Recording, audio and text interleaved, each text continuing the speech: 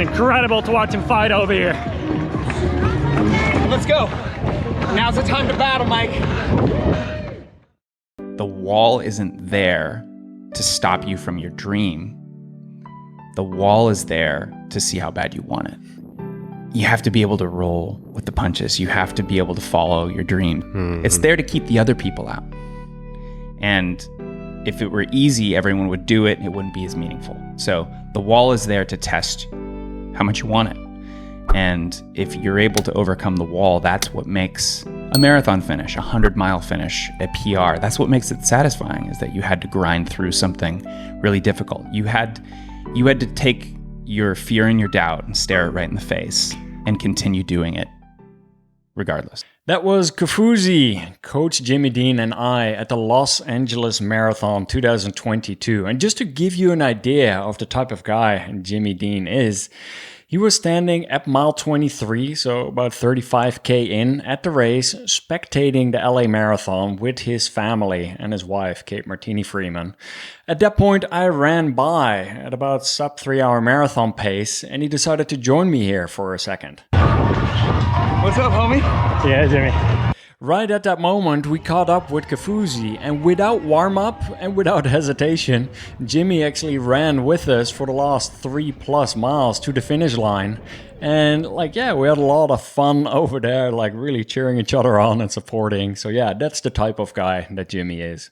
I'm excited to share this conversation with Jimmy. He's a good friend, and we have shared many road and trail miles together over the past 10 years. He has a tremendous amount of running experience, from the 5K, 10K, and half marathon to the longer distances, the marathon, 50-mile, 100-mile. He even finished the Badwater 135-mile race. He has trained many different athletes over the years. I believe it has been 2,000 athletes that he has coached right now. And that actually includes me. In 2013, when I really got into running, I actually signed up with his running coaching program. And in 2013, early 2014, I trained with the SoCal Coyotes. And I learned a lot of things from him along the way over there. Another way that Jimmy has helped me is in 2014, I decided to run my first 100-miler. And this was basically from my house in Long Beach to San Diego. I filled up a backpack with water, brought a bunch of snacks, and without really knowing what was going to happen, I decided to run south. The first 50 miles went fairly fast and easy. 50 miles done. We are nearly halfway. That's an exciting feeling. And the sun is coming out. So it's soon going to start getting warmer. However, around mile 82, so this was 135K in, I completely thought that I was done. But mile 82, my legs are done. I can no longer run. I'm just going to walk.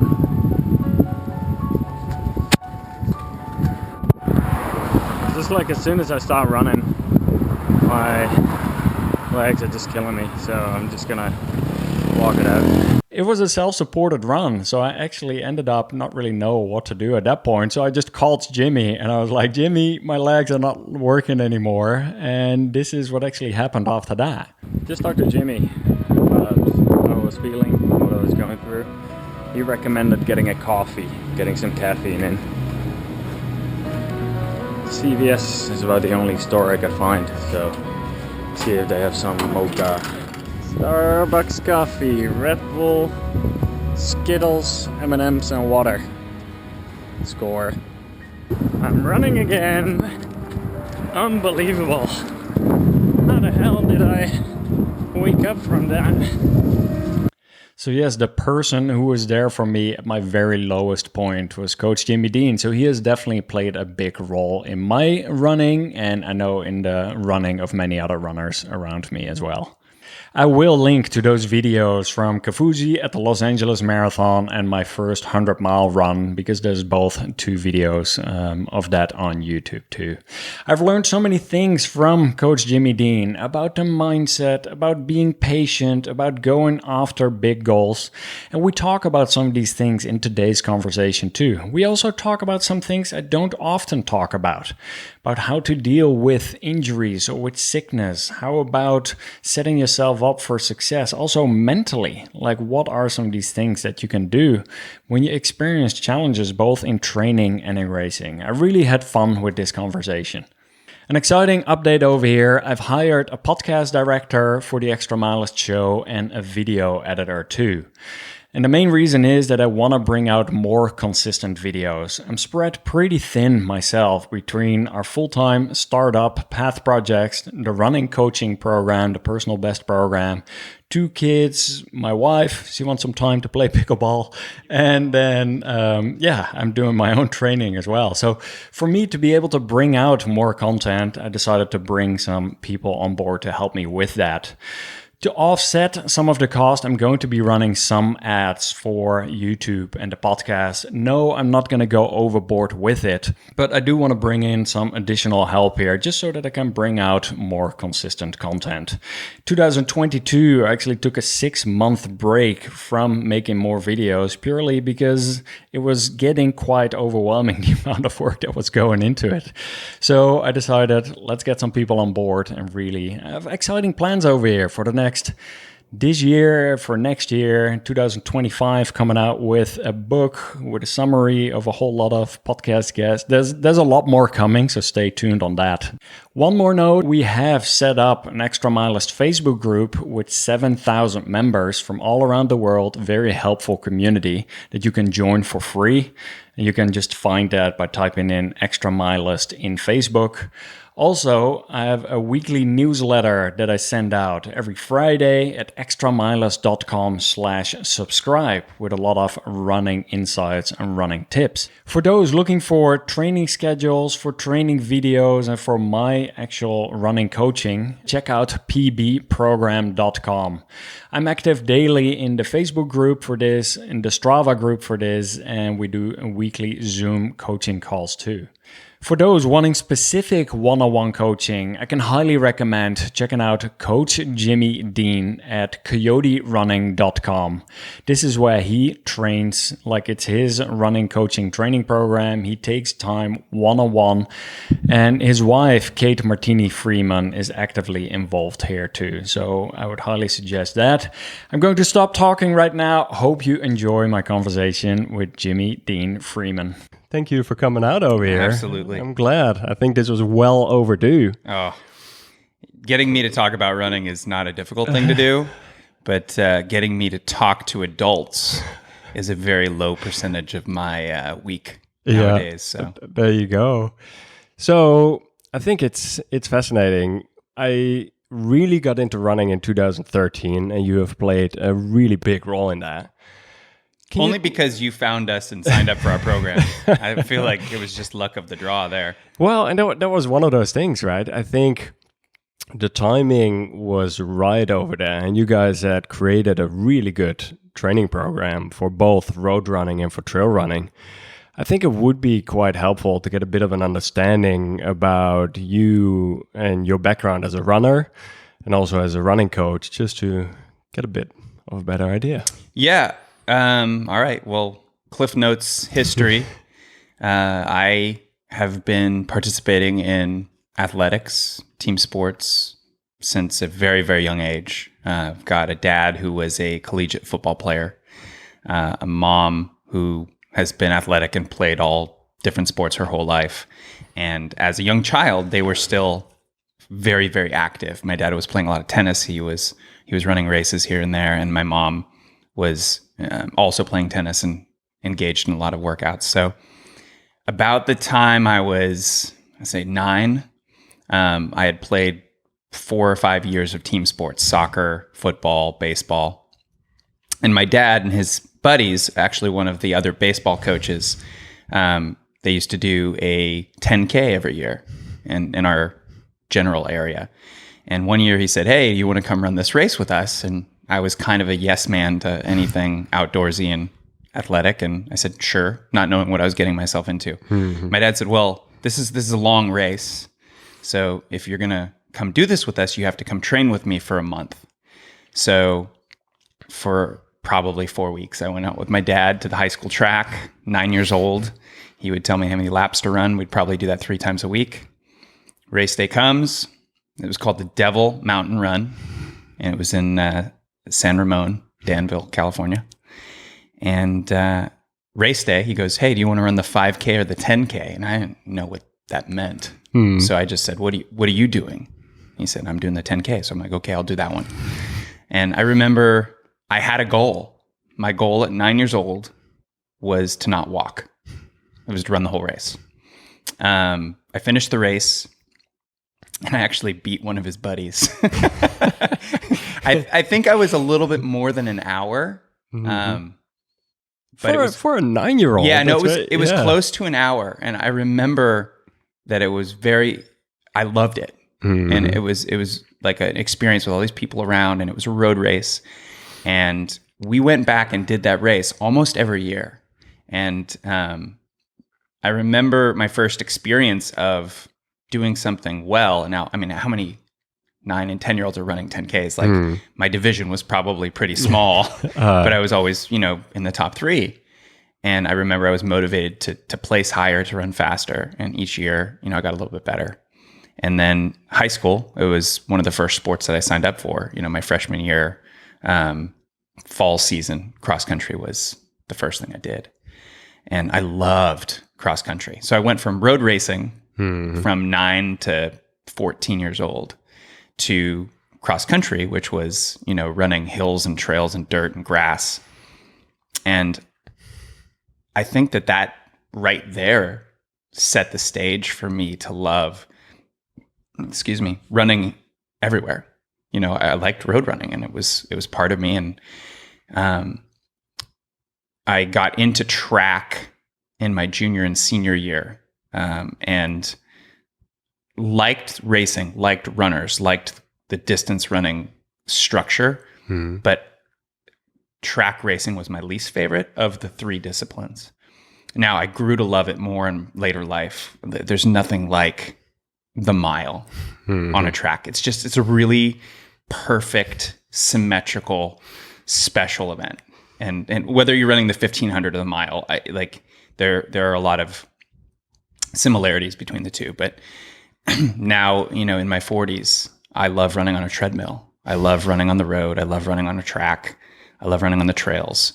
And people ask me, what is your favorite? And I'm like, my favorite is variety. Yeah. I don't like marrying myself to one thing above everything. I had to do that in my relationship, of course. But what's my favorite whiskey? Variety. What's my favorite type of terrain to run on? Variety. What's my favorite race? Variety. So, because you have done all of the different distances, anywhere from 5K to like a Badwater 135 mile. Competitively, I've raced everything from the 1500 meter, both track and road, all the way up to 135 miles, and every type of terrain. Every type of condition other than, I don't think I've raced in snow, but everything from freezing rain to mud to pavement in 170 degrees Fahrenheit. Yeah. So how many marathons and how many ultras? If you would, no idea. Really? I don't even think the internet knows. Marathons, races that I've trained for and tried to run fast is probably somewhere in the 3 dozen range. Yeah. Actual completed marathons, registered and completed. Days where I was coaching and running back and forth, helping other people, probably more than 75. I know my 100-mile number, 100-mile or longer number is 28. 28 starts and 23 finishes. And then ultra distance, everything over 50 kilometers, including a couple of stage races. Chicago to LA. I don't count that one. That's not, that wasn't a race. No, yeah. Running Chicago to LA was, my own thing. one time I attempted to run from Brentwood to Chino, or Corona. That was long. Which is how many miles? It was almost kilometers? exactly 100K. Yeah. DNF'd. That was quite an adventure. That was probably one of my most memorable non-races. Running through East LA at like 2 or 3 in the morning. Yeah. With a film crew who interviewed me at one point, and it didn't even occur to me until we were like getting into downtown LA and passing through, and it's like 1 in the morning, and they're like, "Hey, what are your thoughts and feelings about going through East LA in dolphin running shorts and a headlamp at 1 in the morning?" And I, candidly, I was like, more worried about you guys. I don't have anything of value on me. People are going to look at me like I'm nuts. You're holding the camera. You're holding the camera.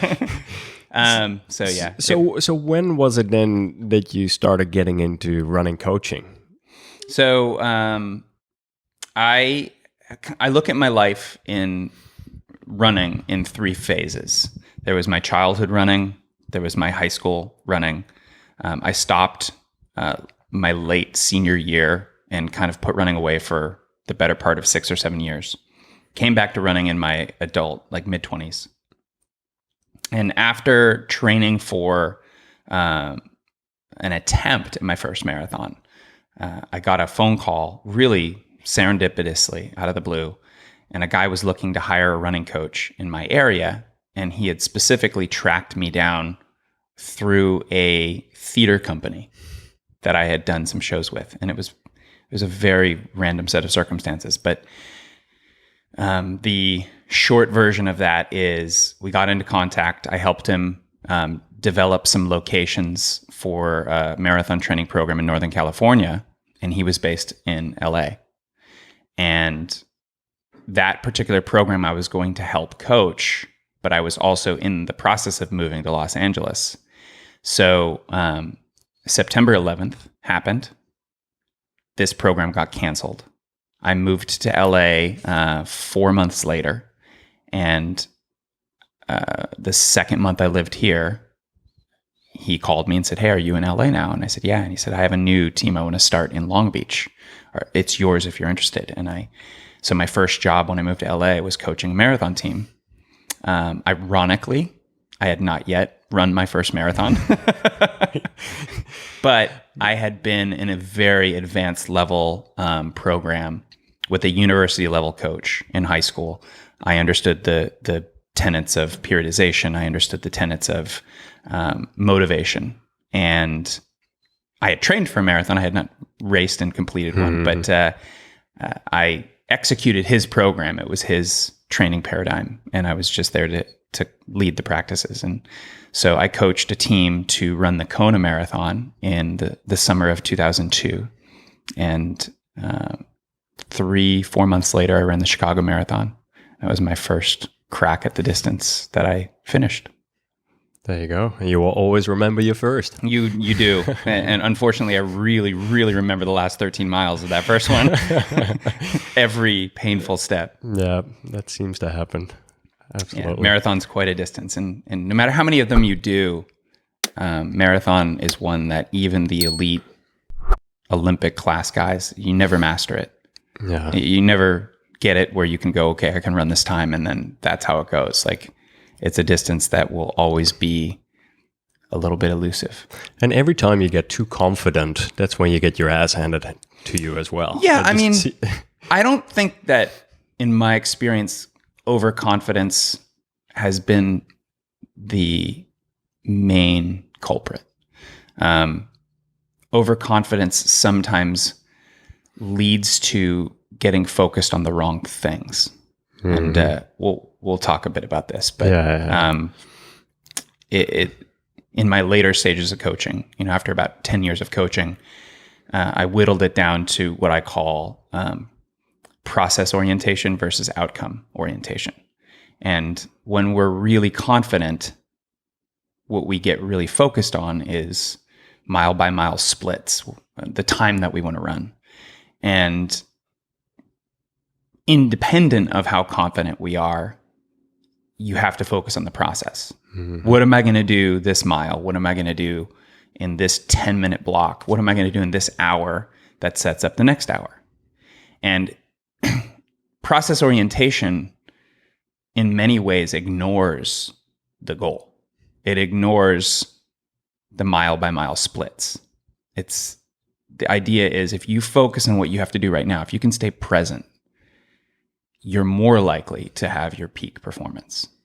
And that, it's funny, especially in the 100-mile distance and in the marathon distance, when I have sometimes not even had a goal, like I'm going to kind of just focus on the race experience and the race process.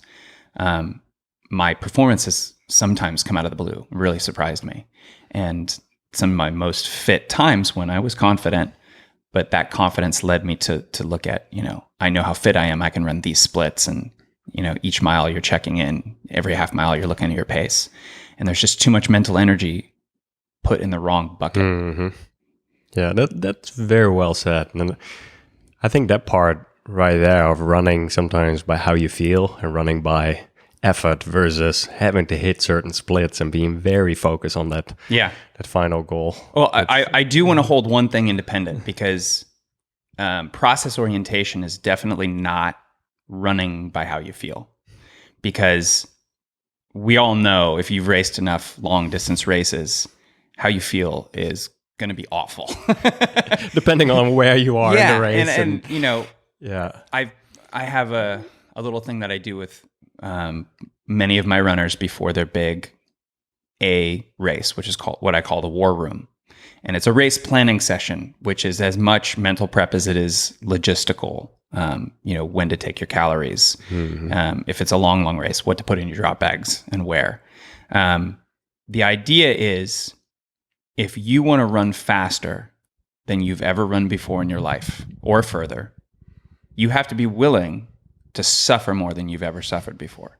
Now, running by feel has become a bit cliche in the running world.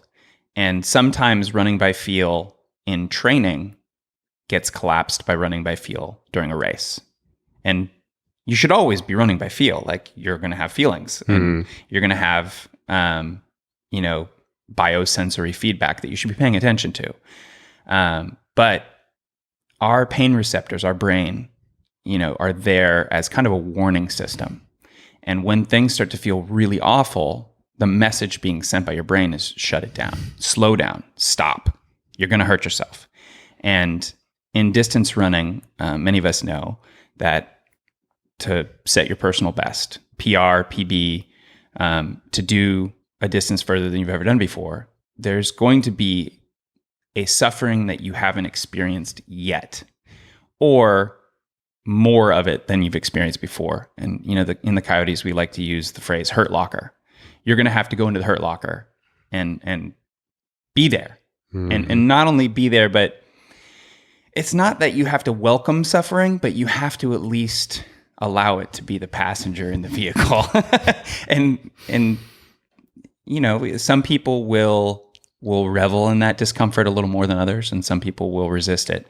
But in either case, if you're gonna perform well and you want to have that performance be at the peak of your ability, the longer the distance, the more you're going to hurt, or the longer duration you're going to hurt. Because actually, to me, the most painful race that exists is the mile. But it's going to hurt for what, 4 to 6 minutes. But it's a very acute discomfort. But then knowing in advance before you go to the race that you are going to get into a discomfortable place. And like, that's what I will often remember is you've mentioned that to me. Like, when you were coaching me before I ran my first sub 3, you were clearly telling me like, oh, you could feel a 2 out of 10 the one moment, and very quickly they can shoot up to a 9 out of 10 discomfort level the next moment. Visualizing that in advance already. And like, even for New Year's this year, I was running a race, and at mile 16, I was feeling so good and I was feeling so comfortable. And you almost become overconfident, But then at that moment, realizing that you probably feel a 2 out of 10 and you could shoot up to 9 out of 10 quickly, and sure enough, that's what happened. But at least having that mindset. I've had this happen a number of times in 100-mile races, and one of the last ones that I performed well at that I can remember, Cascade Crest in Washington, I had a moment of flow.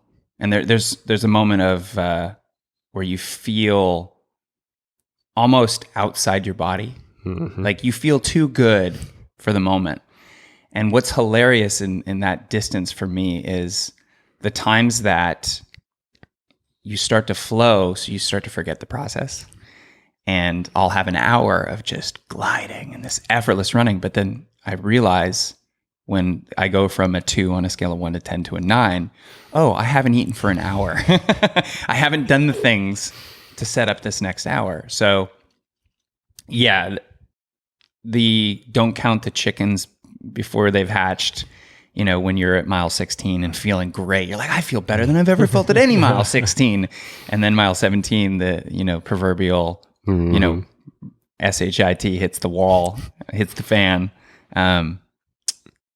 Being sort of mentally and emotionally nimble will allow for the non-linear experience to happen. Yeah. And I think that,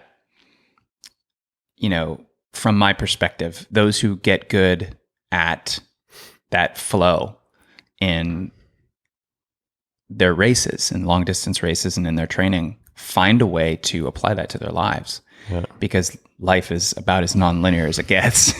1 month you're, on top of your bills and your savings and you're doing great. And then the next month, some tragedy happens and throws things sideways for a while. So learning to deal with whatever comes up. And, it just comes back to a little saying that I say to myself, what can I do right now?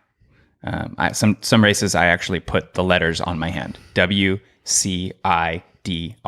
What can I do right now? And the idea is whether things are going great or whether things are going bad, what can I do right now to make the next moment better? What can I do right now to make the next hour better? What can I do right now to make this race better? It gets you present again. Mm-hmm. And then it's not about what's gone wrong, because we can sometimes get focused on the negative. It's what can I do to move through this?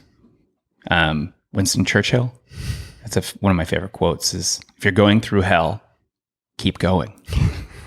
We oftentimes freeze or get stuck or paralyzed when things are bad, and we stop that momentum. Yeah.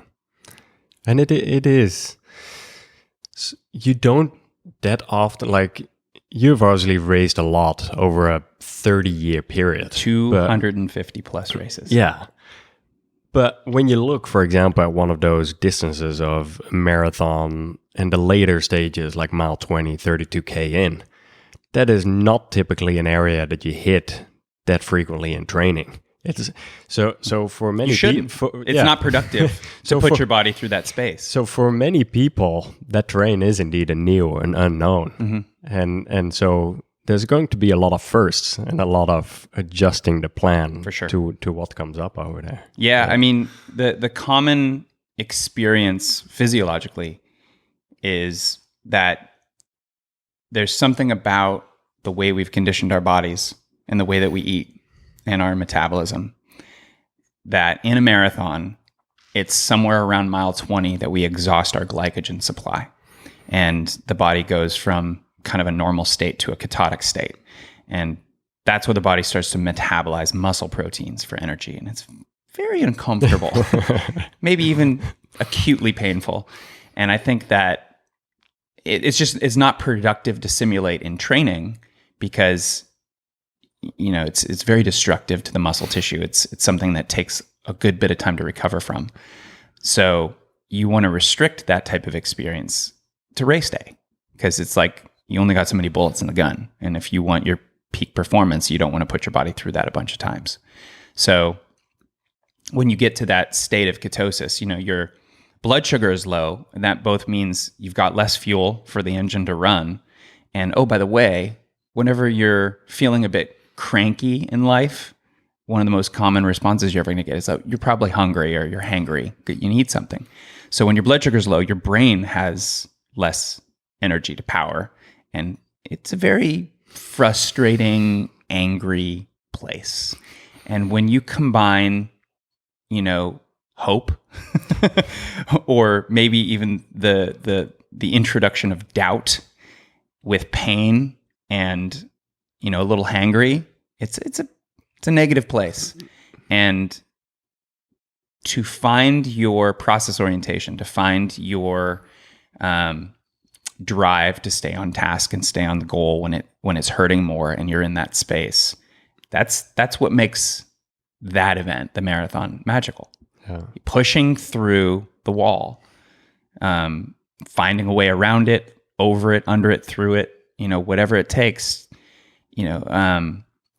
One of my favorite videos that I can watch that refills my inspiration tank is a lecture by Dr. Randy Pausch, and I think it's called the Last Lecture, and it's a series of lectures at Carnegie Mellon University. And the idea was, if you could only give one more lecture as a professor, what would the topic be? Well, this particular man was diagnosed with terminal cancer, and he was a relatively healthy person, and he had young kids. And he was told, you've got 5-6 months maybe before this takes you. And so when he gave his last lecture, it was more literal. It wasn't in the space of what it was created for at Carnegie Mellon. It was like, this is going to be my last lecture. So what he did was he wanted to give a little instruction book to his kids. And it's really powerful. And there's 2 versions of it.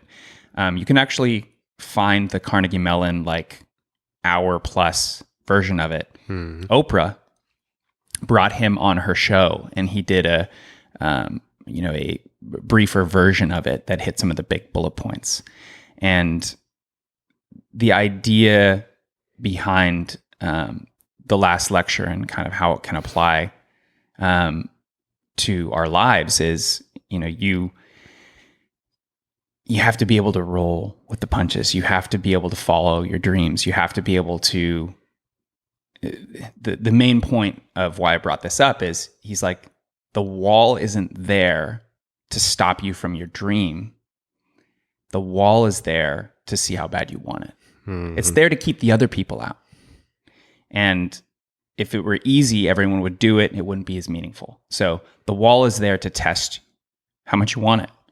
And if you're able to overcome the wall, that's what makes a marathon finish, a 100-mile finish, a PR. That's what makes it satisfying, is that you had to grind through something really difficult. You had to take your fear and your doubt and stare it right in the face and continue doing it regardless. And that's both in training and in racing, big time. Yeah. I think sometimes people get so hyper-focused on race day when really, for the sake of argument, 6 months of training leading into it, if you can survive that and get to the race, healthy enough and fit enough and motivated enough, you're 90% of the way there. Yeah. The race day is critical. You have to execute on race day. There's no faking fitness. If you're fit enough, you can do it. And if you don't hit the time, it doesn't mean you weren't fit enough. But surviving the training block is an even bigger piece than how you execute the race, but both count. Yeah. I've heard you talk numerous times about training your mind and about a glass ceiling that you can push and move around. Can you talk about that a little bit more? Yeah. I think that people get really, really, really focused on, I have a goal. And let's say the goal is to qualify for the Boston Marathon. There is a time associated with that for my age and my gender. And whatever that is, that's a common goal in the running world, or to break 4 hours or to break 3 hours, whatever it is. We start by seeking information as to what are the workouts I need to do in order to make that happen. And there's a chicken and egg conversation, right? I've noticed people doing the workouts to achieve a goal for many, many, many years and not seeing a tremendous amount of improvement. And, back into the conversation of, outcome versus process orientation, one of the main elements of this experience and how to really drive the most out of your body is your mental process. Mm-hmm. How are you thinking about it, both in training and during the race? Now, the glass ceiling in this particular realm is a level of achievement we think we're personally capable of. And we all have some idea of, I think I could do this. Now, I've experienced a lot through my athletes. I've coached over 2,500 individuals now for an endurance event. And that, I've done couch to 5K programs, couch to 10K programs. I've probably coached 2,000 of those 2,500 to marathon, either their first or their fastest marathon. And obviously I've helped people do 50 and 100 and 135 mile races. So each person has some level of doubt. And there are different times in our life that the doubt may be louder or the glass ceiling may be thicker. But there's a limit to what we think we're capable of. And I'm going to start with a very in the family example. My wife, Kate, I coached her to her first marathon. She was actually on my first marathon team. It's not how we met, but she ran 4 hours, 59 seconds, and 4 hours, 59 minutes, and 51 seconds. So in her first marathon at the age of 20, she snuck under the 5 hour mark. And that was an all out effort for her, in great shape. Mm-hmm. And, fast forward a couple of months, I ran Chicago with the intention of qualifying for Boston. And at the time, I needed to run faster than 3 hours and 11 minutes. And I ran 3 hours, 11 minutes, and 11 seconds. So in order for me to qualify for Boston, I needed to shave off 12 seconds. Mm-hmm. In order for Kate to qualify for Boston, she had to shave off, I think she had a 3:40 time at the time. So she had to shave off 1 hour and 20 minutes. 20 something. Yeah.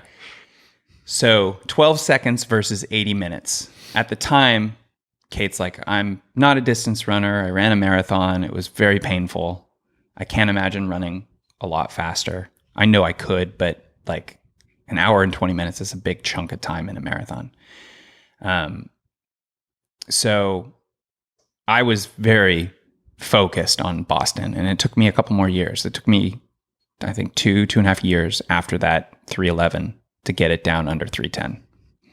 And Kate went with me to Boston. My dad flew out, and the two of them jumped around the course, and they were so moved by the experience of the city of Boston and how the history of that race. That city is so incredibly alive. It's electric. Like 1 million people on the sidelines cheering everyone on. Like it's incredible. And she was caught up in that electricity.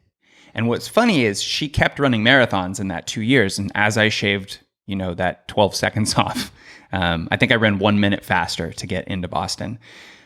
She went from 4:59 to 4:24, from 4:24 to 3:55. And suddenly shaving off, 10, 15 minutes, looked a little more realistic than an hour and 20 minutes. Mm-hmm. And she was galvanized by being at Boston. And she said to herself, I'm going to be here next year. And it was a preposterous thing to think for a 5 hour marathoner to run 3:39, and she did.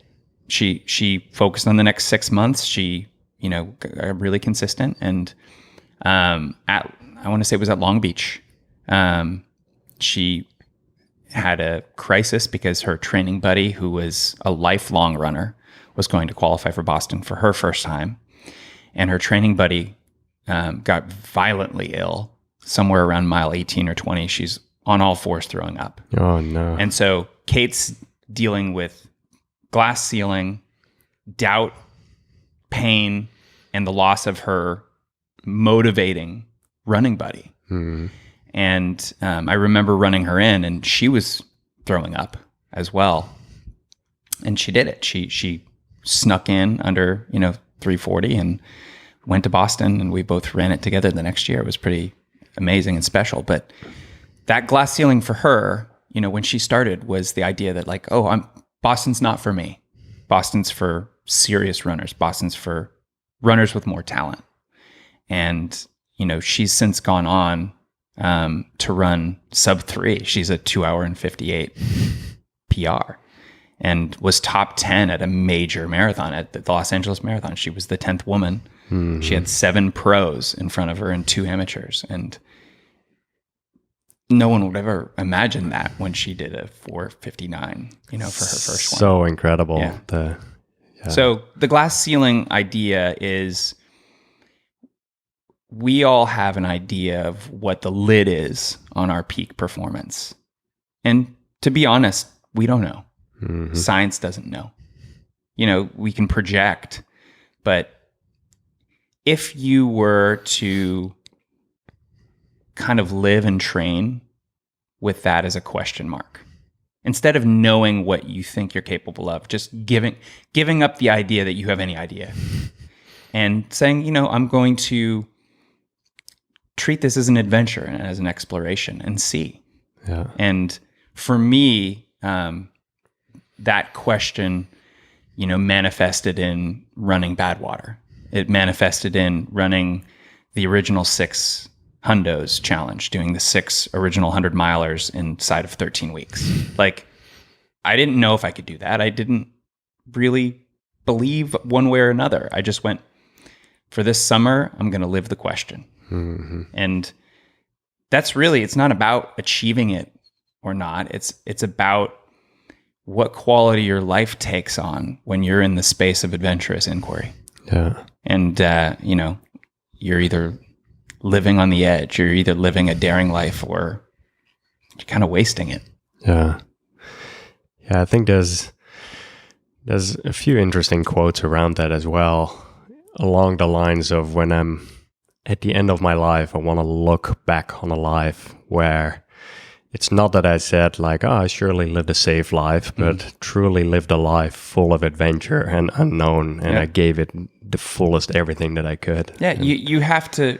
We live with risk every day. Yeah, and I think that we take for granted how dangerous life is. Just getting in our car is probably the most dangerous thing that we do, honestly.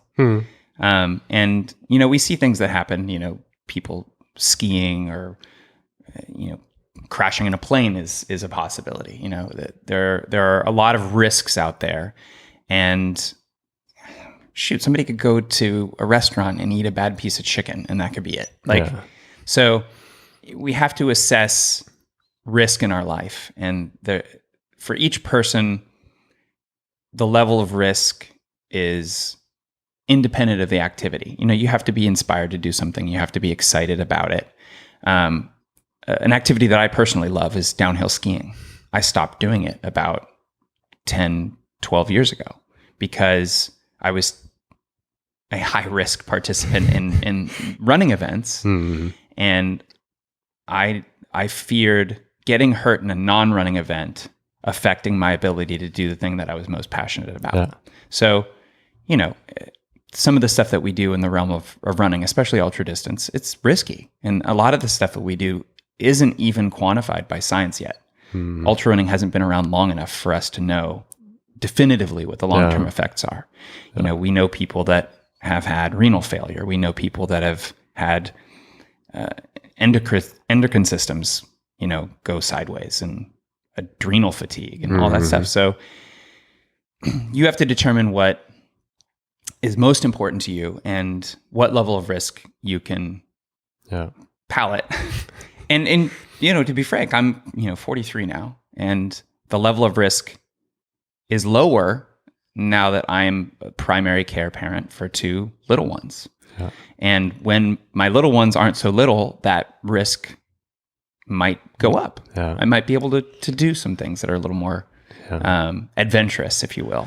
But so if you look at all of the different athletes that you've coached, like you see some aiming high and reaching their goals, while others are missing their goals. What do you feel are some characteristics for people actually able to accomplish some of their goals? And what do you think are some general characteristics or similarities between people either giving up or not reaching what they set out to do? Yeah, I think there's two major factors that play a part in goal achievement. Some people have the disposition to go very hyperbolic. They're going for like the top shelf out of nothing. Like, I've never run before. I've been running for 2 months and I want to run Barkley. You know, like, And then there are other people that are like, I've been running marathons for 15 years and I just want to run 5 minutes faster. You know, so one element of, at least in our sport, there's a genetic predisposition, and you have a baseline VO2 max, how well your body produces, processes, and utilizes oxygen is a big factor in long distance running. Another factor is just your physical durability. Some people can handle very stressful workouts and recover from them quickly, and we're younger, we can bounce back quicker, but each individual person, body type, their biomechanics leads to less injury or more injury. You know, some people's bones and tendons hold up better than others. It's just the nature of the game. And then there's the mental side. You know, I think that in our day and age, present day is very swipe left, swipe right. You know, move from this career to a totally new career. Relationships are disposable. Instagram, Facebook, social media. People are really impatient. You know, I see more people that sign up for a running program that haven't done a marathon that are already talking 100-miler this year. You know, and I think that there's a long game that we need to play. And I think the thing that I got hooked into, both by a really great high school running coach and by some of my early influences in the sport, was you want to pick a goal that is going to take 5 or more years to achieve. Like something that you can't even imagine yourself doing right now, because the process of exploration and discovery and perseverance you're going to have to go through to get there will put your life into a very distinct space in the day-to-day of chasing after that. And this idea that, you know, I'm going to set this goal and I better achieve it this year or I'm done, you know, and people that get injured and quit right away. This just isn't meant for me. So I think that that's the main thing, is that a pandemic condition in our society is impatience and wanting it all right now. And there was a quote that I really loved, and I don't remember who it was by, but it was, you can have it all, but you can't have it all right now. And this idea that, you know, you can work towards something, but it may or may not come to you quickly.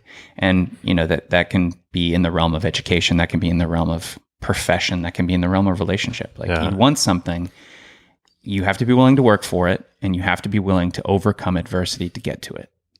Yeah, I see it all the time too, that people overestimate what they can accomplish in the short term, and they underestimate how much, like when you think 12 months ahead, 18 months, 24 months, 5 years. And that's definitely thinking further out and gradually being patient to work, chip away, and improving. If I could take my 43-year-old self and talk to my 23-year-old self, you know, I can think of a number of decisions that I made that threw me into the space of injury or despair, just because I didn't wait another day or another week to get back after something. You know, the short-term patience, you know, is a challenge for everybody. And even the most Zen-like patient people have those moments of like, oh, I should be there by now. Like, I gotta hurry. Yeah. We're all in a hurry. Well, and that's indeed how quite a few people get injured as well, right? And I think that's another good that's what I was topic thinking of. to jump into. Very individually. After that 12-second miss at Chicago in 2002, I signed up for a marathon less than 2 months later and was back into workouts 8 to 10 days later and hurt for more than a year. Yeah. So yeah, the not listening to our bodies and having that big, bigger picture, longer term goal it trips a lot of us up. And running is a high impact sport. You're going to beat your lower half up at the very least, and sometimes parts of your upper half. But one of the things that we talked about was you were interested in what injuries were common and beginning experienced runners. I find that there are some injuries that transcend beginning advanced, like they just pop up, but it's really an individual thing. And that I've seen like all of the injuries. I've experienced most of them myself. And I think that, as I said, that the biggest culprit is impatience and not listening to our body in the day-to-day and in the moments.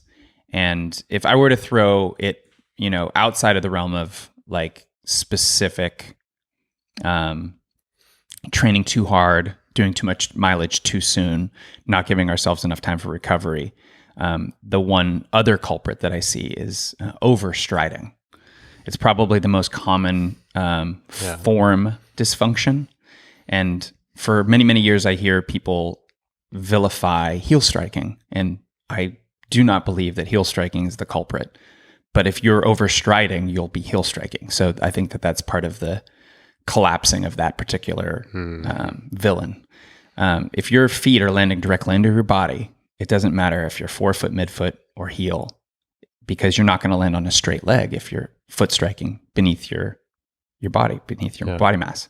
So that overstriding, working on that efficiency, an active stride versus a passive stride, that's one of the things that I really focus on with people, because I believe that can lower injury risk for certain types of things. Iliotibial band syndrome, hip pain, even lower back stuff that can be related to tight hamstrings and shin splints and ankle peroneal type of injuries can all come from, being fatigued and overstriding. Yeah. And I think what sometimes goes hand in hand as well with a natural way of running is the whole part of running relaxed, right? Like running mindful, being present, but running relaxed and having that natural flow that you were talking about earlier as well. And people, again, get stuck in, like, if I'm running fast, I can't be relaxed. It's, I'm in the hurt locker. That's not relaxing. And it's like, no, even when you're running as hard as you can run, you can focus on relaxing the breathing to a point. Like, it's not going to be a state of relaxation, but you can focus on relaxing it more and being present. And, again, it goes right back to my process orientation. If you're focused on what you can do right now that's going to make this better, it will help everything work better. Yeah. Talk to me a little bit more about the listening to your body part, because what would it specifically mean, or in what sort of ways? Like, when would you back off and when do you feel it's okay? Because it's that fine line between, yes, you're going to push to some level that stress, because that's where growth happens as well, but you have to learn when to back off as well. Right. There are quite literal ways to measure it, and then there are ways that are a little more experiential. One of the pieces that I give to a lot of my clients, people that I'm working with one-on-one, is to find your baseline resting heart rate, and true resting, like when you haven't even sat up in bed in the morning, finding your 60-second count. And when you measure that over 2-3 weeks, you're going to find a number that's kind of the low mark. And when you start to go off of that mark, if you wake up and you're 5 beats higher than normal, no matter what's on the schedule, you take an easy day. And that easy day might mean less intensity. It might mean less duration. It might mean both. If you're 10 beats over, it's an off day. Yeah. And I think that, in terms of managing wellness, which isn't just, am I sick or not? It's, you could be on the cusp of injury. You could be on the cusp of a flu or a cold. Our bodies don't distinguish between different types of stress. If you're stressed out about a deadline at work, if you're planning a wedding and your wife or your wedding planner is, all over you about something that you got to do, you're stressed out about bills, you're stressed out about kids. It's the body, it's all the same. Yeah. Your cortisol levels are elevated, your heart rate is elevated, your instrument is under a higher level of stress, and you only have so much physical and mental stress your body can take before it breaks down. Mm-hmm. It's like, if you think of it in the realm of the RPMs of a car, if you drive the car above the red line the whole time, the engine will eventually just explode or just fall apart, right? So, at the lower RPMs, you're getting better gas mileage. And if you're stressing your body less, you have more endurance, you have more longevity, you have better health. It is so fascinating, that correlation between stress and athletic performance. Oh, big time. And sleep as well, right there. Yeah. Like, I see it all the time. People Sleep. improving those two things, Yep. and all of a sudden they start running so much better. Yeah, I think that sleep is an easy thing to point to because we're all not getting enough. It's, that's another societal condition is, we stay up too late. We get up, early anyway, especially the alphas, the goal-oriented, anybody who's a distance runner, there's no betas. Like, they're all masochists and goal chasers. So, I think that, it's not just about getting more sleep. It's about increasing the quality of our sleep. Yeah. I used to be a relatively worry-free, carefree individual. And as you know, with kids, the number of fears and worries and concerns, tenfold minimum. Yeah. So I lay awake at night, thinking of things. And so that's certainly not putting me into the category of restful REM sleep. But sleep isn't the only thing that our body does for recovery. It's an essential piece. But, our diet's a major factor. How, even like, I know you're a big advocate of meditation and focusing the mind on the important things and kind of getting away from the noise. Yeah. We have to find ways to recenter our thought process on the things that are essential and are going to make a difference versus getting stuck in the worry and the fear, because that's a stressor too. So some people supplement, I take some recovery amino acids and some things that will help me with tissue regeneration. So there's a lot of different ways to do it, but managing stress levels and not just looking at the workouts, but looking at the stress levels in our lives. Like travel, flying on a plane is physically stressful. I tell people, don't fly on a plane and get off and do a workout. It's just not a good thing for your instrument. Structuring and planning the sleep so that you can get more quality where it's available. Yeah. Eating well, hydrating, both regular daily life and during the run. Some people do long runs and don't drink much and don't eat much. That stresses the instrument more. So focusing on those things, you can quantify it during the workout with a heart rate monitor and knowing what your zones are. I don't find that that's essential, but I do find that the people that do that have a very clear bit of biofeedback that you can't argue with. Yeah.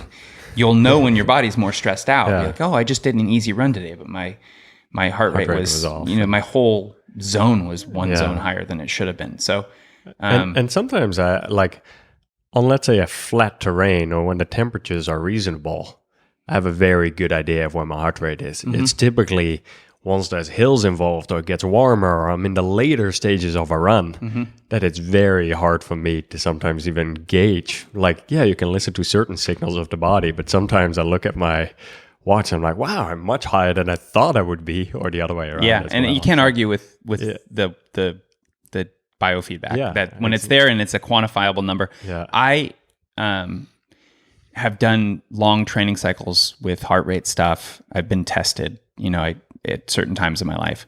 And then I've raced on it in certain key races and used it as a tool. But now in my 40s, like, I have a physical experience, a level of exertion and discomfort that I can quantify with zones. Yeah. And it's not going to be perfect. You're off sometimes, but I have a pretty acute sense of where I'm at, how fit I am, what zones I'm in, and I think that, like, I have a lot of times lately, I don't even run with a watch. Like, I don't even know how many miles I ran. If I know how long I ran for, it's only because I looked at the clock before I started and when I got back to the car. But I'm less attached to those numbers and I'm more attached to my experience. Yeah. Am I doing this consistently? Am I enjoying it? Yeah. Do I like the people I'm around when I'm doing it? Do I like the location that I'm at? So that, my priorities have shifted in the current phase I'm in life and in training. But I'm still conscious do I need an off day today? Yeah. Can I push it harder today when my schedule says that I need to? And managing those stress levels, managing, the recovery tools and upping the quality of things. For me, it's less about the quantity of training, the quantity of stress, and more about the quality. Yeah. Do you do it enough to make a difference? Do you recover from it well enough to get the benefit? Just the part of, like, in line with the whole listening to your body, and actually now we're in the middle of the winter. And it's frigid outside. I think, what is it, 70 degrees right now? Welcome to California. So quite a few people do, at some extent, experience either a cold or a flu throughout their training cycle, or even during their taper phases right before a race. And those who have children experience 6 a year. You do tend to be a bit more vulnerable to it. So do you have any thoughts of how athletes can best deal with that throughout their training cycle? Do you still run? Do you take a break? What are your suggestions there? It goes back to our conversation about being in tune with your instrument. Yep. Managing stress levels, being focused on that quality recovery. You will lower your risk. We're all going to get a cold. Like, most normal human beings are going to get a cold at least once a year. And those of us that are stressing our instrument on purpose, trying to achieve a personal goal, you're likely to get sick 2 or 3 times in a year. And this is normal, non-childrened individuals. One of the baseline rules that we have, we call it the neck rule. This is more in line with colds than flus. Flus are a different animal, and hopefully we don't get many of those. But, you're going to get a cold every training cycle or so. The neck rule are the symptoms above your neck: stuffed sinuses, slight headache, runny nose, cough. If that's the case, you take a day and you make it easier. So lower intensity, shorter duration, or both. If the symptoms are below the neck, you're coughing up colors. You have that bronchial burn, or maybe you're throwing up. That's below the neck. It's an off day, and it's not a universal thing, but it's a pretty good place to start. Sometimes if your symptoms above the neck are particularly bad, you might benefit more from an extra rest day. But if you break the below the neck rule, generally you're not getting better, and you're certainly not getting much benefit from the workout. And that recovery is just going to take longer. You're going to be sick longer. Yeah, you knock yourself down. Because just like, performance enhancement, when you do a workout and you want to get the benefits from that stress, it's not the stress itself that improves you, it's the recovery from the stress. Yeah. So when your body is sick, it's a little beat up, it's a little torn down, and you're trying to recover from that stress. Now, that stress is not going to necessarily improve your performance, but if you've ever tried to run a race on a fever or coughing up colors, it's not hard to imagine doing better if that wasn't the case, right? So recovering from sickness is a performance enhancer. The body is telling you it's had too much of something, too much stress, not enough recovery, too many germs, or whatnot. It's also interesting that something happens. Very, very common to go through a really stressful training cycle and to be totally healthy, and the moment you start your taper, to come down with something. And it's weird. There's something psychological that has to be at play, where your body is like in that sort of survival, like, because our primal self, our genetic, our DNA is conditioned for endurance and conditioned to survive. And so there's something about when we go into that, training really seriously and really hard, and we're putting our body through the ringer, sometimes it hangs on, and you don't get those symptoms. And then the moment you take your foot off the gas, the body's like, okay, we can get sick now. Now, if I were to plan a time to get sick, if that were a possible thing to do, like, you have to get sick once this training cycle, when will it be? The very beginning of the taper is the absolute best time to do it, assuming that it's not like a devastating, 3-week flu. Because I've had times that I've gotten sick in the training cycle and I wasn't fully recovered by race day. And I've run those races, and it's not the most pleasant experience. But it's very normal to get sick. And if you're taking the long view, you realize that there'll be more races, but a newer runner or someone that had a particularly good training cycle that's really excited to do well at a specific race, it's emotionally devastating. You really are, hoping to be your best. And it's interesting because I ran probably my biggest marathon PR. My biggest time, I went from a 3:10 to 3 hours flat, and I was so sick on race day. I was coughing up all sorts of colors throughout the race. And it's not hard to imagine that I could have run faster if I wasn't sick. But you got to get focused on those stress levels and the quality of recovery. And that during that taper, indeed, that first week of the taper, it's typically when your stress level, you have maxed out the stress. At that point, you're ready for step back week. And I do suggest usually taking extra good care during that period of time with your vitamin C intake, being extra careful of washing your hands proper. Vitamins, after, supplements, diet, any of sleep. those things, especially the sleep every part area, as well during every that. area that you can control. You can't control whether you're going to get sick or not, but you can lower the percentage chance. And the other thing is too, even if that happens during the first week of your taper, you look back and you've just put 3 or 6 months of training in, right? So all of that fitness level is not going to go away overnight. It's just more allowing the body to recover, so that race day you can give there. And this is sort of a side note to all of that. In my extensive racing experience, I've also found that if you're really committed to performance, 21-day taper is significantly better than 14. And a lot of people take their cue from the professionals and the elites and the world class. And some of those athletes are doing 14-day tapers, and they're like, well, I'm in great shape and I'm best shape. And we're, they can also sleep 12 hours a night, and they don't have a stressful life with full-time jobs. They're sleeping. Their job is running. Their job is recovery. And when you factor in our, 40, 50, 60-hour work weeks, being parents, all of the other accountabilities that we have because we're not a professional runner. Very specifically, the summer that I ran 6 100-mile races, some of those races were 19 to 21 days apart, and some of those races were 13, 14 days apart. And the race experience physically, the pain thresholds, I learned very definitively the difference between 2 and 3 weeks of recovery. Yeah.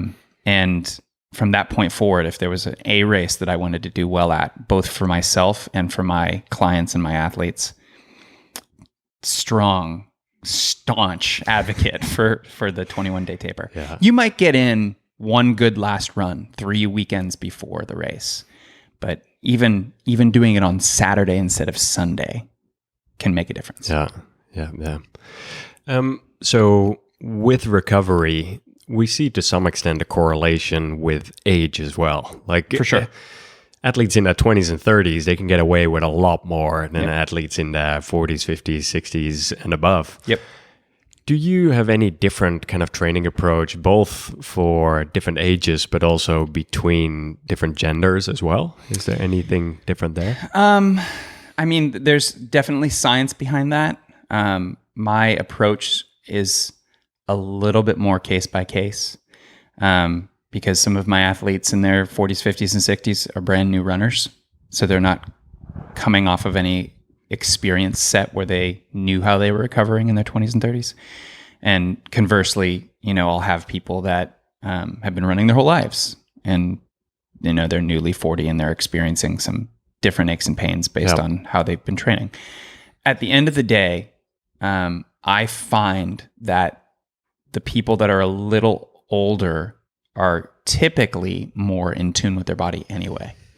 And they're also a little bit more patient. They're less aggressive on pushing through when they don't feel good. Mm-hmm. So I don't find that I focus a lot of my coaching there because it's sort of like people come in that way, We all know that getting older is harder and recovery is longer. I'd say that in my personal coaching business with one-on-one clients, oftentimes I'm giving less quality or less frequency of workouts to an older athlete than someone in their 20s. But that's also, a lot of times when someone in their late 20s comes in, they have more hours to train, more hours to focus on self-care. Whereas someone in their 40s, they have more commitments, and the running is less of a frontline priority and more of a thing that they do because they really enjoy it. And that doesn't mean that they don't have goals, but when we stack the top 5 priorities in our life, the execution of the training and the recovery for someone who the running is the second priority is going to be very different than for someone where it's the 5th or the 6th. And so it's always case by case. Each person, if they're in tune with their instrument and their body and the biofeedback that they're getting, and they, sometimes we have to make a mistake to learn how to do it the right way. It's just human nature. Even with a coach telling you don't do it that way, people are still going to do it that way. And then they go, oh, that's why my coach said that. Now the lesson is locked in. Like my first 100 miler, when you told me you should start out really slow, which I partly ignored. And afterwards I called you and said, thank you for that lesson. I will listen next time. So, yeah, I mean, look, I find that I'm not a running coach primarily because I want to help people run faster. I'm a running coach because I know what difference running has caused in the rest of my life and the quality of the way that I live. Mm-hmm. And I find that if I can help people be better runners through the right process, that it's going to bleed into the other areas of their life. Yeah. And yes, I love running. I geek out on it. I want people to be the best runners that they can be.